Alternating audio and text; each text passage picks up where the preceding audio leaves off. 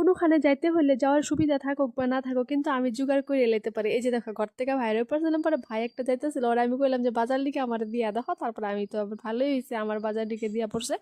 তারপরে আমি অটোতে বয়ে পড়ছি, আজকে এক জায়গায় যাইতেছি, কই যাইতেছি এটা তোমার লগে আমি কমু। পরে দেখো আমি গেছিলাম গা আজকে আমার ফ্রেন্ডের ঘরে, ও আজকে আমার কইছিল তুমি আমি কইছিলাম যে আমার শ্যুট করাইবো, তো তোমার লগে তো ওইগুলি ভিডিও শেয়ার করলাম, তো আজকে ভাবলাম আমি ব্লগটাই শেয়ার করি।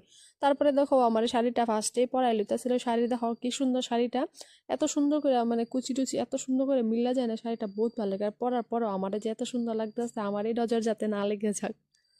পরে দেখো ও শাড়িটা পরাইতেছিল, ভাবতেছিল কিভাবে পরাইলে ভালো লাগবো, তো ওরা দেখতে আর ও না আসছিল না মাঝে দিয়ে, আমি ঢক করে লইতেছি অল্প, ভাবলাম তুমগুলো কথা দেখাইতে লাগবো, কারণ আমার তো মেন তো পারপাস হয়েছে আমার ভিডিও। যাই হোক আমি শাড়িটা ড্রেপিং করে নিয়েছিলাম, তারপরে দেখো এখানেও আজকে আমার শ্যুট করাবো, তো আমি ভাবলাম অল্প তুমগুলোকেও দেখাই দিই জায়গাটা। পরে ওই যে দেখো ও আবার ভাইরাল হইতেছিল, কারণ ও জিনিস ফার্স্টে ফার্স্টে এগুলি তো জিনিস গুছাইতে লাগবে না। পরে আমি ভাবলাম আমার অল্প দেখাই দিই, দেখো আমার কি ভালো লাগতেছে, মেকআপ ছাড়াই আমার এত সুন্দর লাগতেছে। আমি আমার নিজের তারিফ এত করতে থাকি, তোমরা কিন্তু অবশ্যই আমার বহুত তারিফ করো, এটা আমার দেখে বহুত ভাল লাগে।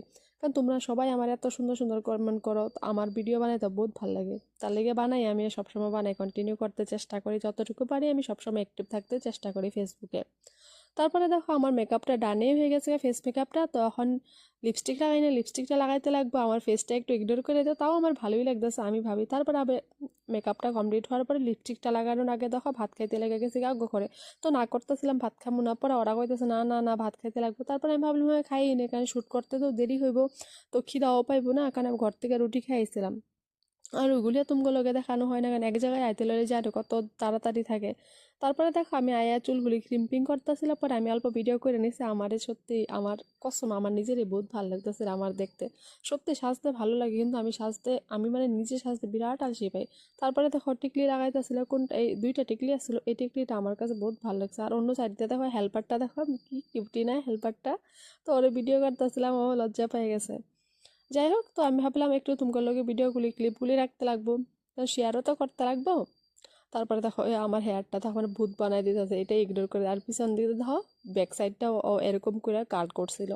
যাই হোক, তারপরে আমার ও আবার হেয়ারগুলি ফ্রন্টের দিক দিয়েও করতে আসছিল, তো আমি ভাবতেছিলাম কখন হইব শ্যুটও করতে লাগবে। আর দেখা জুয়েলারি দেখা কত বেশি জুয়েলারি এখানে, আমার তো দেখাই যে ভালো লাগতেছিল, ভাবতেছিলাম সবগুলি যদি আমার হইতো।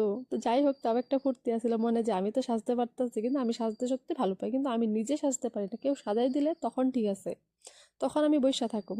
কিন্তু সাজতেও বহুত কষ্ট, কারণ বহুত টাইম যায় না এটাতে, বহুত একটা লং প্রসেস হয়। যাই হোক, আজকের ব্লগটা এতটুকু, সেকেন্ড পার্টটা তোমাগুলোকে আমি পরে শেয়ার করুম কেমন লাগছে।